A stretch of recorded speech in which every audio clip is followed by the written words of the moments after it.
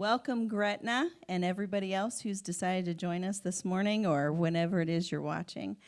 We're going to start with Everlasting God. Right now, this service is for July 26, 2020, and that's the one thing we can count on is our everlasting God. We're waiting to hear about decisions about school, decisions about all kinds of things, and decisions change. And thankfully, we have a God that doesn't change. So let's sing together about our everlasting God. Strength will rise as we wait upon the Lord. Wait upon the Lord. We will wait upon the Lord.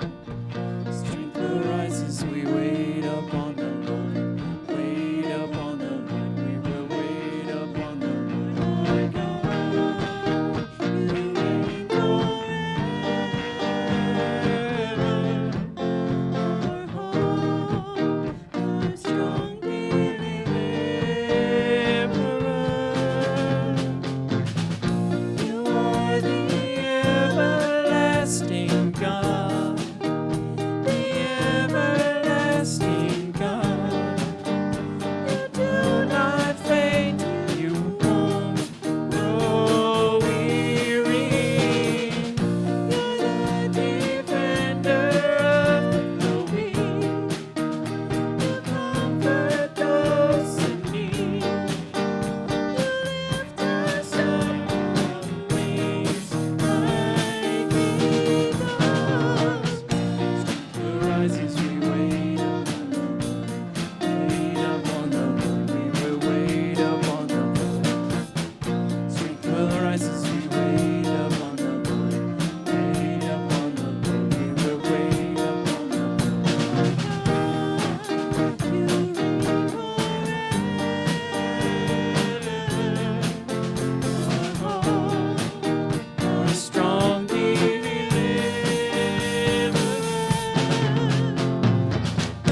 You are the everlasting God, the everlasting God. You do not think you won't grow weary. You're the defender of the weak. You comfort those in need. You lift us up on wings like eagles. You are the everlasting God. You are the everlasting God.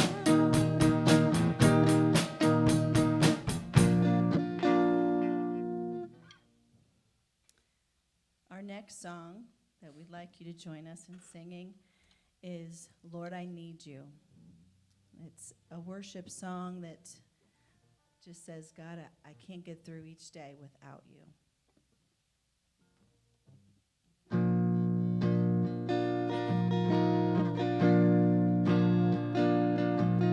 I come, I confess, bowing here, I find my rest. Without you, I fall apart.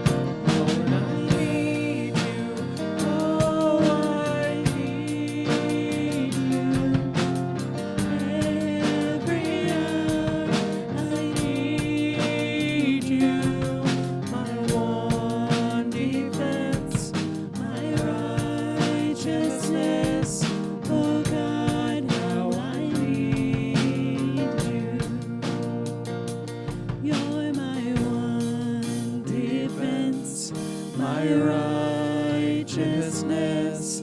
Oh God, how I need you. My one defense, My righteousness. Oh God, how I need you.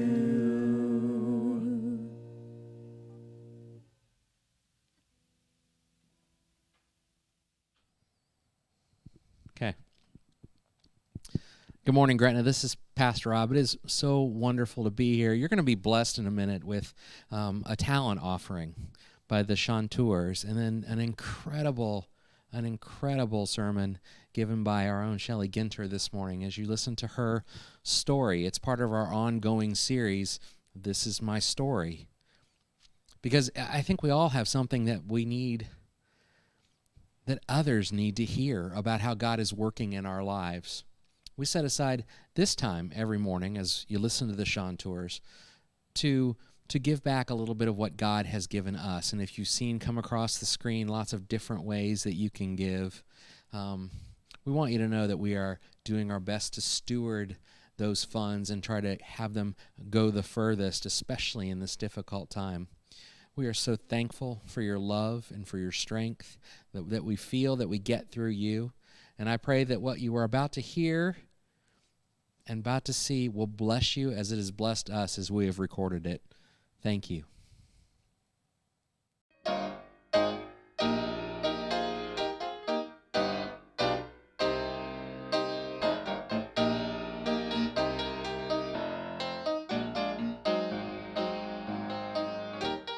Let your light shine, shine, shine for Jesus all the time, time, time.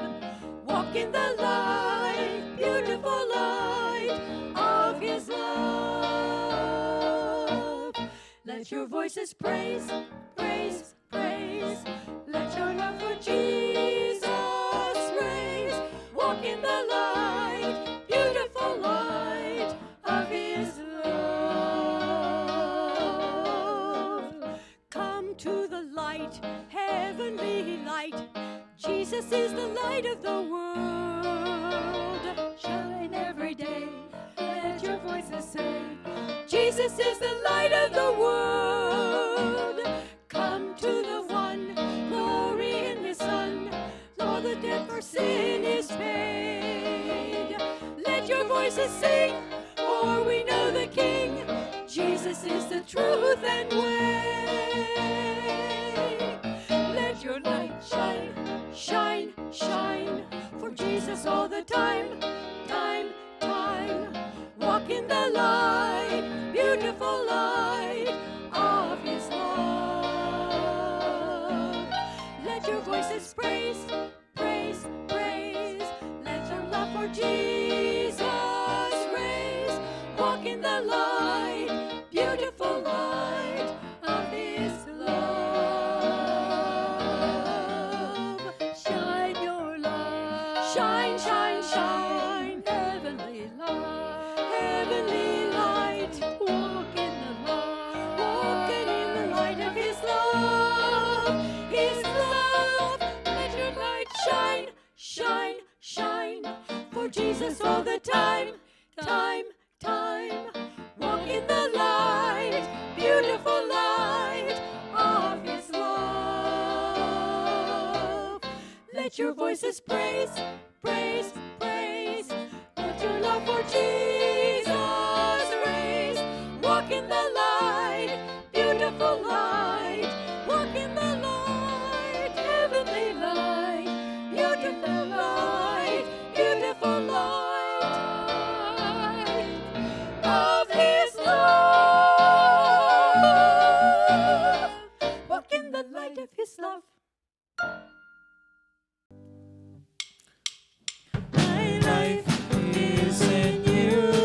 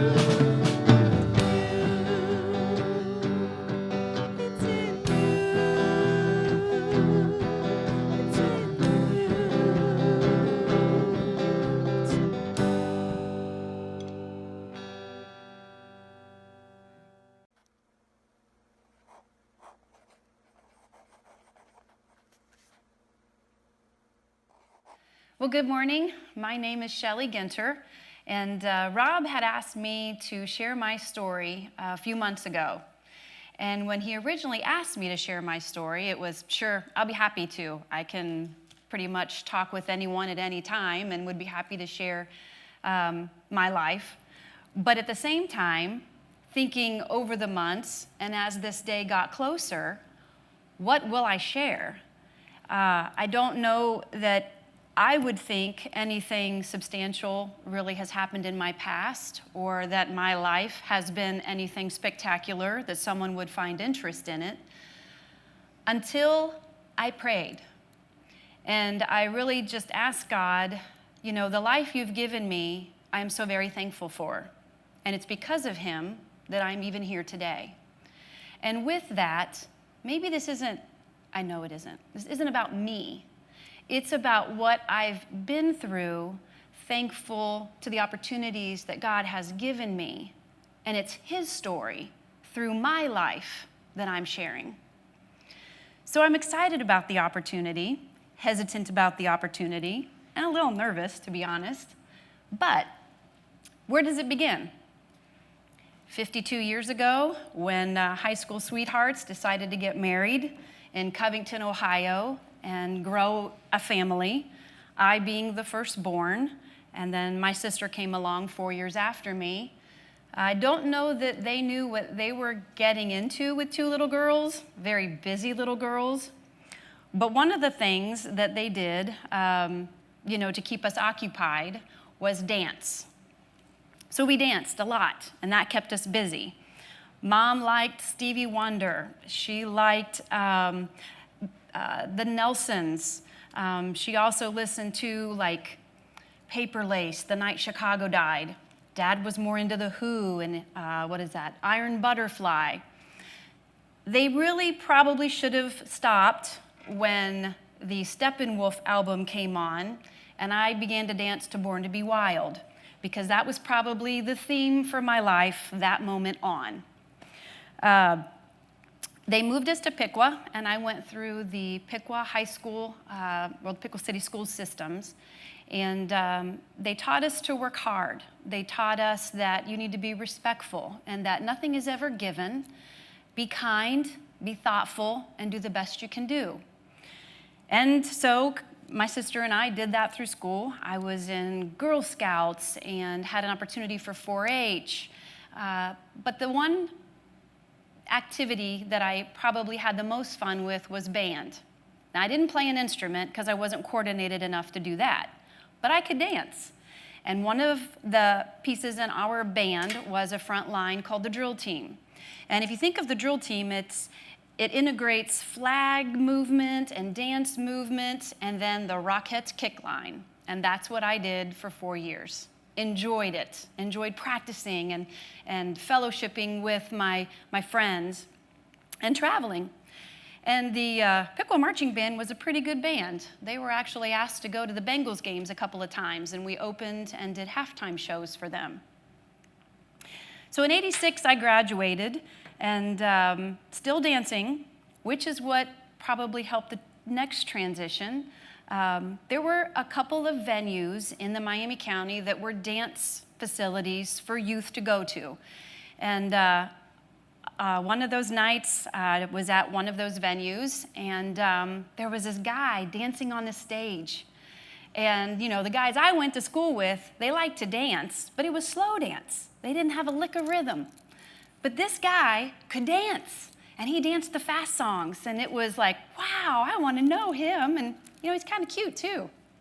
Well, that guy happens to be that gentleman sitting right over there, Gary Ginter, who caught my eye and my attention, and to think that we started our dating lives dancing. We dated for 2 years, and he asked me to marry him in '88, and we got married in '89. And little did we know that the vows we were making that day, 31 years ago and some months, at the Covington Church of the Brethren, where we were married, the for better, for worse, for richer, for poorer, and for sickness and health would be tested. and tested in a way that I feel so lucky that I had a partner to lean on during these upcoming years, because we didn't anticipate what was going to come. Look forward to it, excited about it, but had no idea. And what a union God made by giving me such a strong person and partner to be mine and to help me, and for me to help him into his future journey. So we got married and we moved to Sydney. Gary worked third shift at a corporation. I worked in retail. And those of us that are in the retail service industry, you work every day, 12-hour days, except one, which back then was Christmas Day, was the only day we weren't working. He, again, was on third. I was on first. We saw each other on breaks and tried to coordinate lunch or dinner meetings. Decided, let's have a baby. Let's grow our family. And I knew I wasn't going to be able to do that working retail hours. So I decided to go back to school, and I got a job in banking, working in the collections department. You get thick skin working in collections, and learned pretty quickly, about 6 months was all I needed to try to find an opportunity out of collections into another area of the bank. But what that did do is afford me the opportunity to go back to school, because banking helped me pursue my career in finance. And in order to have that, I needed to get my bachelor's degree. I had gotten my associate's degree earlier in my career when Gary and I were dating, actually at a junior college. But this time, I was wanting to accelerate the program. We wanted to have the baby, found out that I was pregnant, so went back to school at Urbana University, and after 5 years, got my bachelor's degree in finance. Wasn't easy, it was hard. You know, Gary was able to get on a first shift schedule. I was working 45 hours a week at the bank, going to school at night, trying to do what I could with a baby and feedings and homework at midnight. So Gary and I would take shifts, one night on, one night off, one night on, one night off, but we found a way to do it. And, you know, even though we didn't have a lot of money, it was always fun to go and find 50 cents in the car seat and run over to McDonald's and get 2 ice cream cones. But that's what we did. We found a way to make it work. We were committed, and we had this new little one that we needed to teach too. 3 years after that, I actually found out that I was pregnant with our middle son, Garrick, and now we had 2 boys. And I remember finally graduating and walking down the aisle at Urbana University with Darian and the boys in the mezzanine, and they were just waving proudly, and it was like, wow, all that hard work, all the lack of sleep, just really putting your nose to the grindstone. I could not have been given any amount of money but to see the smiles on those 3 faces. It just really, I think that's the pride that I felt, and that was God's blessing that, you know, here they are, here I am, and this is where we're going together. So the corporate path in finance took off, and you put in a lot of hours. There's certifications. I was in corporate banking. Gary has moved on and doing some other things in his professional career that kind of afforded us the opportunity to give more to our 401k. And by contributing to the retirement plan that we thought we were going to have, opened up some opportunities to invest in a business that we now own. However, in 2010, we had an opportunity with one of my corporate clients that I had been working with to talk about his business. And it was through an annual review that I had with my customers to ask them, what are your goals? You know, what are you going to be doing here in the future? And this gentleman, unfortunately, didn't have anyone within his immediate family who succession planning could come in and that he could help coach into new ownership. He was really upset and he was very depressed. And he said, you know, what will probably happen is some outside investment firm's going to come in, going to buy this business. The employees will get let go. The equipment will be sold. The assets will be stripped, and there'll be nothing left of my dream. And it really hit me. And I thought, you know, that's a shame. And Why would you displace 9 to 12 people who are also trying to build their dreams? Maybe this was, again, God talks to us in amazing ways, but for all those years I was growing my career and being thankful for the blessings, maybe I wasn't always listening. And it was like at that conversation, at that point, it hit me, why does he have to do that? Now, I don't have a pot of gold sitting in the backyard, but Gary and I have strong backs. And Gary's been learning a lot about business and logistics and quality and assurance and in all of the evolution that he's taking in his career, and that what I know in finance and corporate structure, why wouldn't we be able to help him out a little bit? So you can only imagine when I go home and say, at dinner, the boys around the table, Kylie is now 7 years old. Hey, honey, what do you think about quitting your current job and owning a business? I think Gary first probably thought if I stopped somewhere to have a glass of wine or if I was just kidding him. But after we put the kids to bed and we were talking, he said, are you serious about this? And I said, I've never been more serious than all my life. There's just something about this and something about, we've worked hard all these years and it wasn't easy and we scraped pennies and we were blessed with businesses that had 401ks that invested into us. What if we took that money and perhaps borrowed a lot and helped this gentleman, and we could do a lot of dream sharing. And so that's what we did. And fortunately for us, United Tool and Machine was something that couldn't have come at a better time. Again, working in mysterious ways.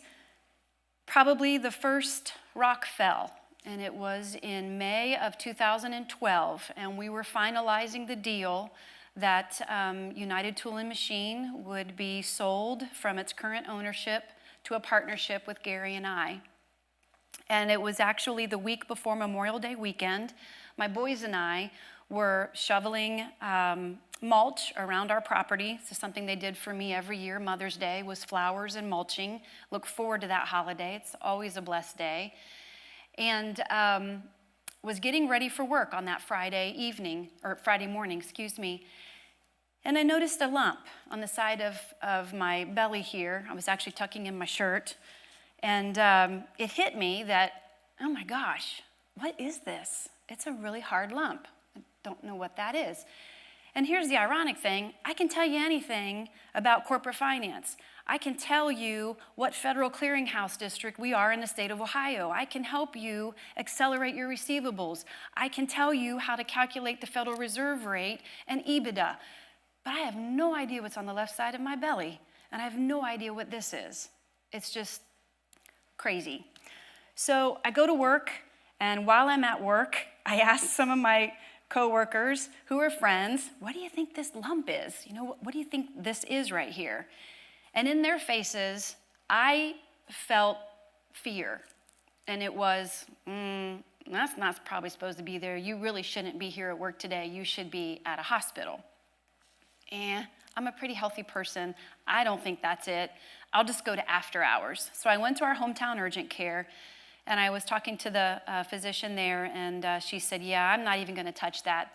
That lump is not something that should be there. It is not normal. I don't know what it is. Nothing to be worried about, but you need to go back over to the hospital. So I go back over to the hospital, and I do have an MRI done on it. And it's a 3-day weekend, so you got to wait till the 4th day before the urologist can get back with you to tell you what your test results are. Needless to say, that was probably one of the longest holiday weekends that I wished would have been shortened immensely, because the waiting was hard. I know Gary and I had, moments of fear, but he's my rock, and he was like, don't worry about it. There's nothing you can do. Whatever it is, we'll do it together. We'll figure it out. You can't change what is. I'm like, you're right, we can't. So you make the best you can, and that's what we did.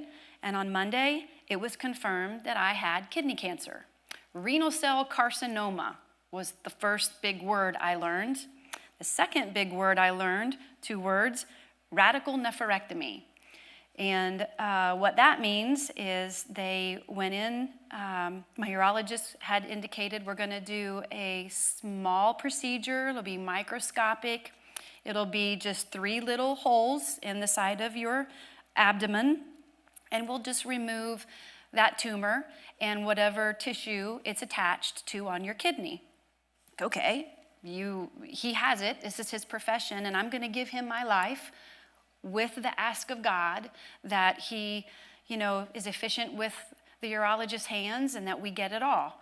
And that's what happened.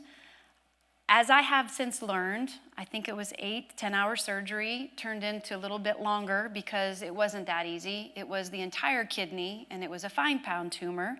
And now I have a scar that's about 12 inches long across my abdomen. But they got it all. And there was no chemo, there was no radiation, there was nothing in the lymph nodes.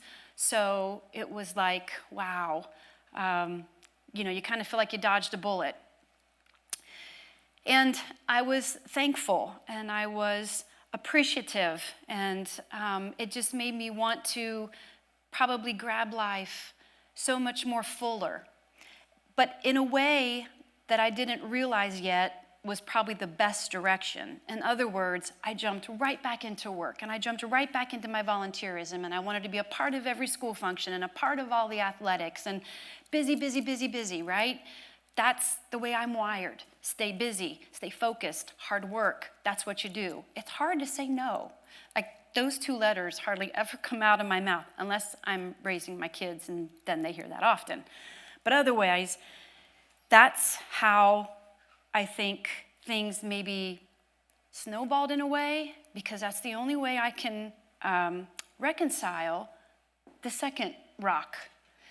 And it didn't feel like a rock, it felt like a house. Kind of felt like that witch in The Wizard of Oz when the house came down. It was actually June of 2016. I take that back. It was in March of 16. And we felt a lump. And had it confirmed with my doctor when we were doing my physical exam that this lump in my breast is present and should not be there. And we don't know what it is, but thank goodness we do have a wonderful facility over in Columbus, the Stephanie Spielman Breast Center. So I went over there and had some tests and some biopsies done. Now, this year was an important year because it was also, as we're traveling through this year, it had been the spring of 2017, my oldest son, Darian, was getting married. And I'll never forget this day. We had gone to have testing done, and the kids wanted to at least buy a house so they could set up their family and have everything in order. And so when I went and got the results, I asked them, obviously, to tell me right away, call me anytime. And the doctors always ask. I said, please, never hesitate. Anytime, any day, call. Well, we had just gone through the open house for the kids, and they were being approved. And so they were going to be able to buy their first time home together. And we were on our way home from that open house when my doctor called. And he said, I need to share some news with you. And I'm like, okay. Gary and I were praying, and it's like, okay, it's going to be good news. It's going to be good news. It was not good news. I had stage 3 HER2 positive breast cancer. And so another big words come in. What's HER2 positive? Mastectomy. And then you look at radiation, and then you look at chemotherapy, and it really hit me that, what am I doing wrong? And, these kids that you gave me, I don't want them not to have a mom. I'm their mom. I need to be here. And I didn't want to be weak because I was taught to be strong. And I didn't want them to ever, kind of see you down, see you depressed, see you sick. But I knew all this is coming. So it was hard. And, Gary and I cried a moment in the car on the way home. And he probably hugged me the tightest hug I've ever had because I think he was scared too. And that's probably what scared me. But what didn't scare me, which is probably the most beautiful feeling I've ever had, is a sense of calmness. Even though this is happening and it's ugly and I don't like it, he was giving me strength.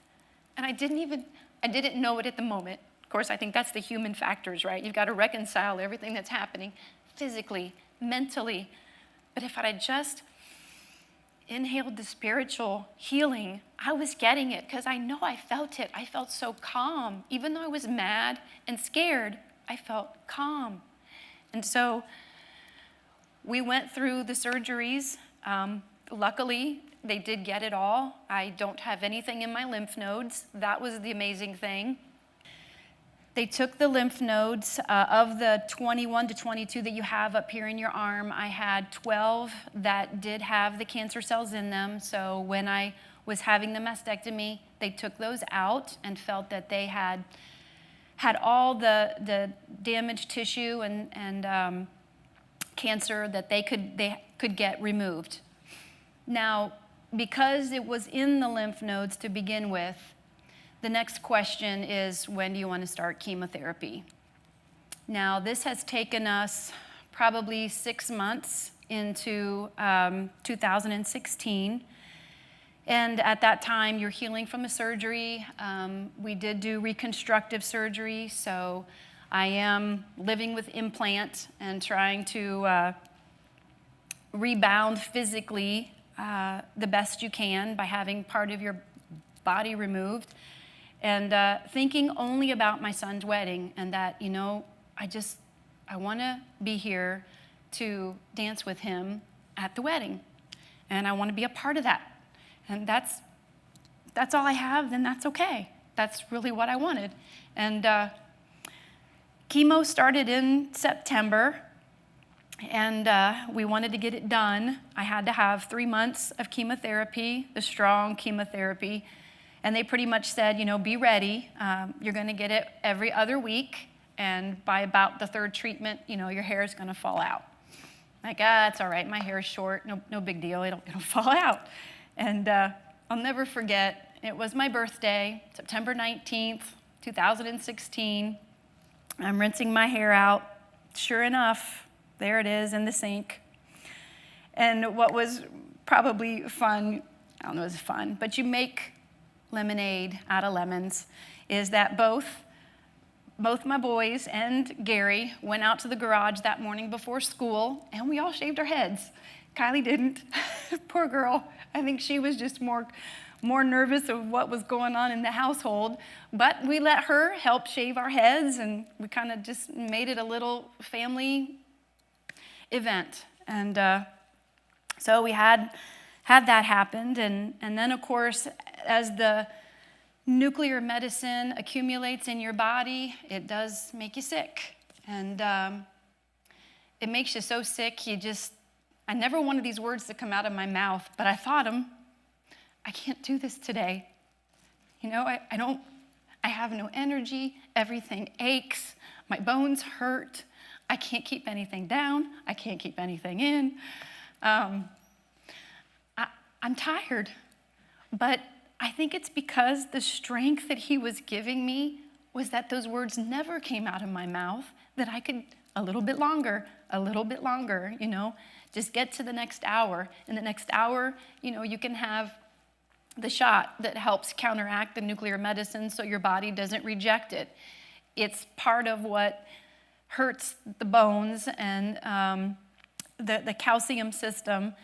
But once you get it and you can get through that, then there's a little bit of comfort. And it's like a really bad flu, but it gets better and better as every day progresses. So by about the third day, fourth day after chemo, you feel pretty good. You just know it's only about 7 more days before you get to do it all over again. But I can never tell you that sense of calm. I always felt this, like, you're okay. You're just okay. Just listen to me. You're okay.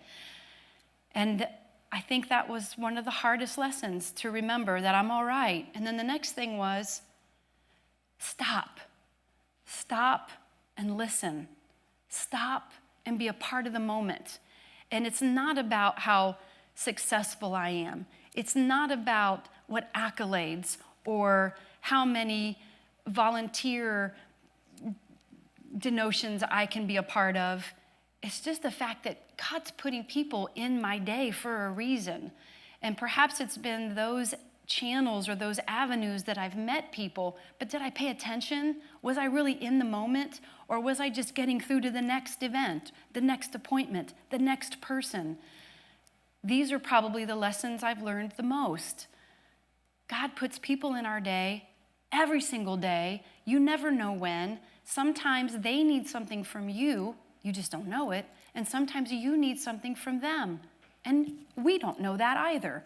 So that is one of the most blessed gift beyond this day, this life I have, is to say every night when I lay my head down, I didn't do so well today.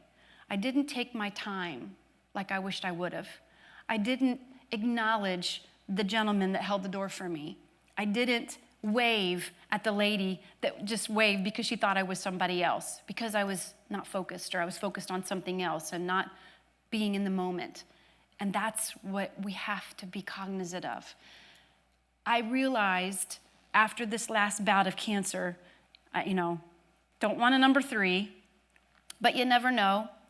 Not wanting to keep score, but hoping that these situations, these incidences, you look at what's good in them. You look at what can you take out of them and what can you share with someone else. That's my story. No one knows from the outer covering what created the person within unless we talk and unless we share. And that's what I think this was all about. Now I think back to what Pastor Rob was asking me, and it's is that I'm no different than anyone else. I am different in the way I'm wired, perhaps, and in the way that God is sharing my life with others and how I deliver those situations to show us we have so much in common. And at the end of the day, we have to love each other and we have to be thankful for one another, because we don't know when our story is done, and this is the last time that I'll have to say hello or to say goodbye. Again, coming to Gretna, this is a family that I felt back in the beginning when my parents brought me through Covington Church of the Brethren. Was the building is a building, and it is comfortable, and it is where memories and blessings and sadness happens. But that's also what makes it comfortable, right? That's like a home. A house is a house until you have experiences in it, and then it's a home. But it's the body of the church that's the family. And it felt like that when I walked through those doors a year and a half ago. And that's the same thing, I guess, is that this feels right. And I try now, when I think about what is my story is the opportunity at the end of the day to thank God for everything He has given me. Whether it's a beautiful bird that crossed outside the patio that I know is a sign for me because it's a red bird and that was my grandmother's favorite bird. Or perhaps it's that, oh man, I don't feel so good, I'm tired, I'm stressed, and maybe it's a song on the radio because I like to dance, and that song makes me dance, and that's a sign. Or maybe it's just sitting and watching the trees blow and follow the rhythm and think, man, that's comforting. It's like rocking sensation. I mean, He's everywhere. He's in people's eyes. He's in people's embrace. He's in whispers, if you just listen. And I was too busy starting the relationships and the career path that I had that I didn't notice. And I think that's what I'm supposed to do now. Stop, recognize, and share. So my story and your story, I think, begins at the end of the day, because it's at the end of the day where you reflect, you reconcile, and then you say, help me make it better tomorrow. Help me make a difference tomorrow. And if we're fortunate enough, we'll get that tomorrow. So here we are. That is my story. I am hopeful that there are more chapters yet to be written. I have a middle son that's getting married at the end of August, and I'm so thankful that, as far as I know, I'm going to get to dance with him. And then our oldest son and daughter-in-law are expecting their first baby boy in September, and my hope is that I will get to hold him in my arms as well.